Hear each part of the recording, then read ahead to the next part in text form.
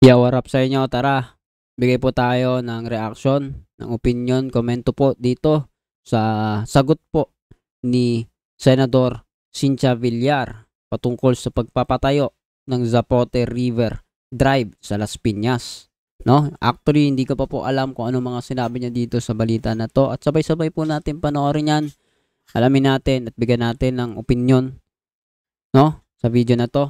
Pero kung hindi ka pa nakasubscribe, make it sure to hit the subscribe button and notification bell para updated ka palagi sa mga videos natin na parating. Tara, umpisahan na natin to. Let's go!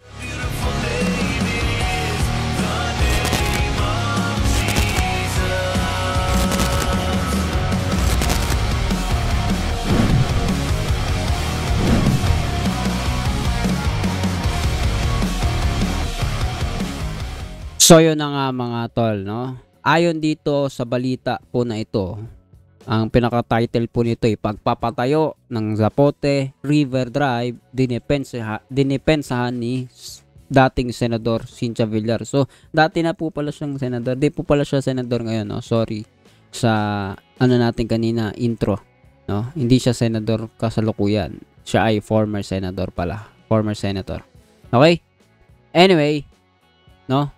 Sabi po dito, idinipensahan ni former Senator Cynthia Villar ang pagpapatayo ng Zapote River Drive sa Las Piñas City. Ito ay matapos sisihin ni Las Piñas City Representative Mark Anthony Santos ang mga pagbaha sa lugar dahil sa naturang proyekto na ipinatayo ng mga Villar.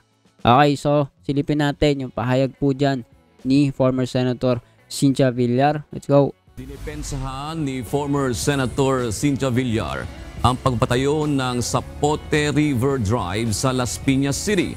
Ito ay matapos sisihin ni Las Piñas City Representative Mark Anthony Santos ang mga pagbaha sa lugar dahil sa naturang proyekto na ipinatayo ng mga Villar.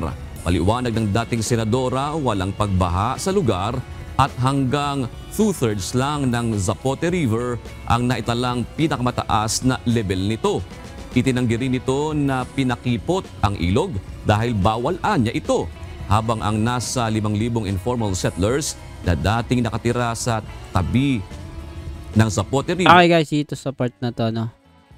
Sumagot si Cynthia Villar, no? Kasi ang sinisisi nga daw po ni Las Piñas City Representative Mark Anthony ay yung mga proyekto na ipinatayo po ni Villar, no? Nila former Senator Cynthia Villar, no? Yung mga projects nila, ito ang sinisisi ng pagbaha, no? So disclaimer, kung ano man, yun po yung nababasa po natin ngayon dito sa balita. Anyway, no, yung komento niya, sabi dito ay ano, ang mga pagbaha sa lugar dahil sa naturang proyekto na ipinatayo ng mga Villar. Paliwanag ng dating senadora, walang pagbaha sa lugar at hanggang 2/3 lang ng Zapote River ang naitalang pinakamataas na level nito.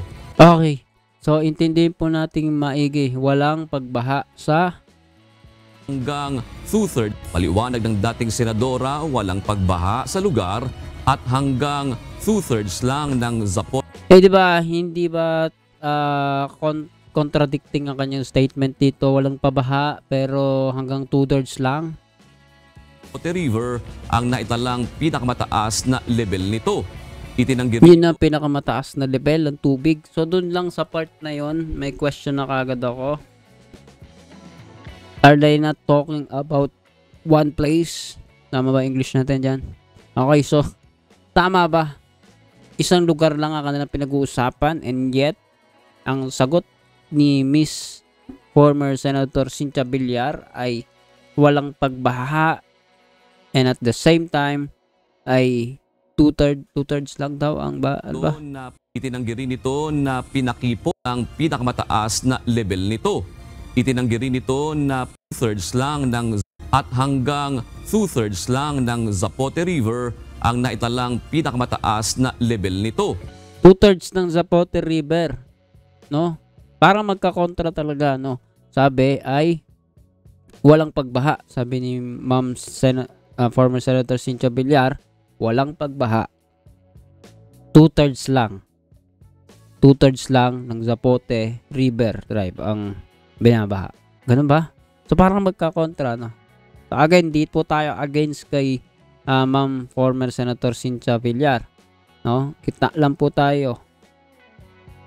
Kung ano yung tama, suportahan. Kung ano yung mali, tutulan regardless kung sino man yung tao.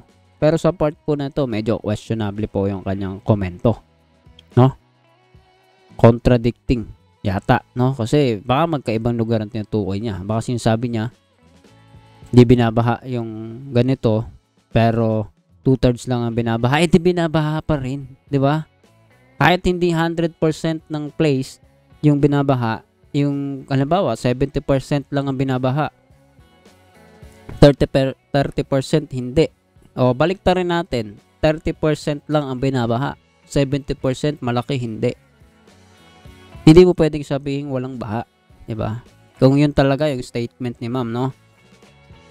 Walang baha, pero merong 30%, kahit pa 5% pa yan, no?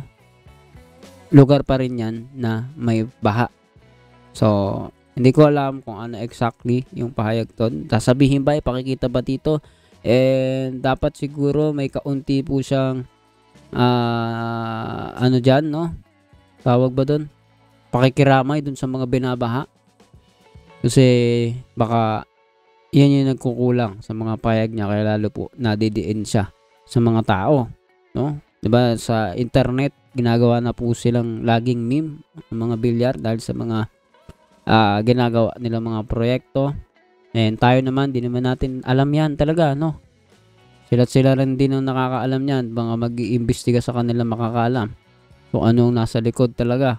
Pero tayo, mga viewers, tayo mga Pilipino, nakakakita sa mga balita, hindi naman natin alam exactly kung siya ba talaga o sila ba ay talagang tawag dito, yung sila ay guilty ba ng mga akusasyon na ito.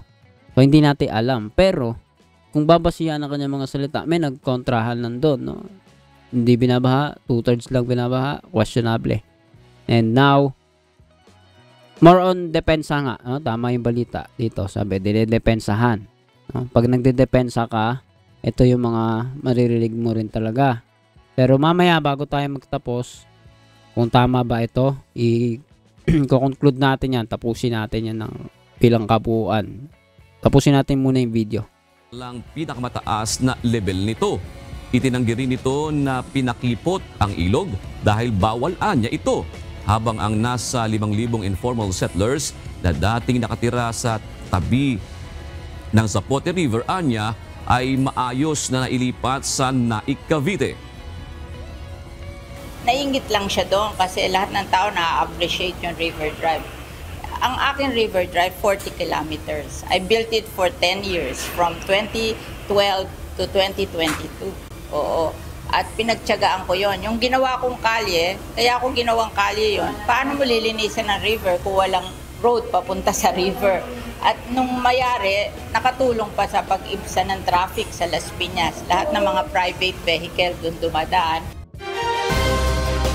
So yun guys, no, yung narinig naman natin ang opinion ni former Senator Cynthia Villar, at sabi nga po, lahat daw ng tao ay natutuwa doon. So, kaway-kaway sa mga taga Zapote, Las Piñas. Minsan na rin tayo nakadaan dyan, no? Alam ko marami at siksikan din talaga mga kalsada. May mga part na ganun dyan. Pero hindi ko alam yung kabuuan, no? Pero kayo mga taga Zapote makapagsasabi, no? Zapote River Drive. So, ayon kay Ma'am Cynthia Villar, lahat ng tao po ay natutuwa dyan. Oo. At pinagtiyagaan ko yun. Pinagtiyagaan niya, ginawa niya kalye. Diba? Paano mo lilinisan ng river kung walang road papunta sa river? At nung mayari, nakatulong pa sa pag-ibsan ng traffic sa Las Piñas. Lahat ng mga private vehicle doon dumadaan. So, isa sa sinabi niya dito ay natutuwa po ang lahat doon. From 2012 to... Ang aking river drive, 40 kilometers. I built it for 10 years, from 2012 to 2022. Oo. At pinagtiyagaan ko yon. Yung ginawa kong kalye, kaya ako ginawang kalye yon. Paano mo lilinisan ng river kung walang road papunta sa river? At nung river drive. Nainggit lang siya doon kasi lahat ng tao na-appreciate yung River Drive. Ang akin So lahat ng tao na-appreciate ang River Tribe. Okay. So kayo po mga taga Zapote ang makapagsasabi doon kung ano ba epekto sa inyo in majority na pag-uusap sa kabuuan ng lahat ng titignan mo doon. Aba, recently binisit ni PBBM ang mga lugar sa mga probinsya at iba pang mga lugar kung saan merong confidential funds, merong flood control projects na tawag dyan. Hindi talaga totoo, mga fake, no? Hindi sinimulan. Sa tingin ko dapat i-inspect din talaga itong lugar na ito. Yan lang naman yung makakapagpatunay dyan, magkaroon ng datos, informasyon, bisitahin na face to face tong lugar at tanungin yung mga tao sa kanilang mga opinion. Yun po ang matibay na ebidensya. Yun po ang magpapatunay kung maganda pa yung ginawa ni Ma'am former Cynthia Villar, Senator Cynthia Villar, no? At yun din ang magpapatotoo sa kanya mga sinasabi. And for now, wala po ako masasabi doon unless mga taga Zapote mismo ang magkomento dyan, no? Kasi pagka taga Zapote ka, mas legit yung komento mo kasi taga doon ka eh. Kikita mo araw-araw, 'di ba? Kung ano epekto sa inyo, lalo na pag maulan at may baha talaga. So, ikaw ano masasabi mo dito, no? Tayong mga hindi taga Zapote, tayong mga lugar na walang kinalaman si dating Senator Cynthia Villar, mahirap pong mag-comment diyan, no? Maliban na lang dun sa mga pahayag, no? Kanina pinuna natin yung parang contradicting. Sabi niya na hindi bumabaha, 2/3 lang ang binaha. So medyo questionable sa akin doon, siguro hindi ko lang alam kung ano ibig sabihin niya doon. Pero yun ang questionable sa akin, and those things are nakikita mo naman kahit sa interview niya. O dito sa balita mismo, nakikita natin. May basihan tayo ng ating pagkokomento. Dapat ganun po ang bawat isa.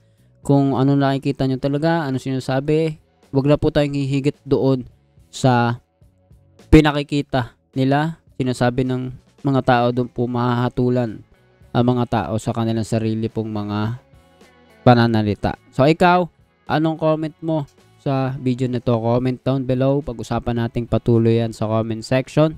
Please do not forget to hit the subscribe button and notification bell para updated ka palagi sa mga videos natin na parating. See ya ulit sa susunod na video.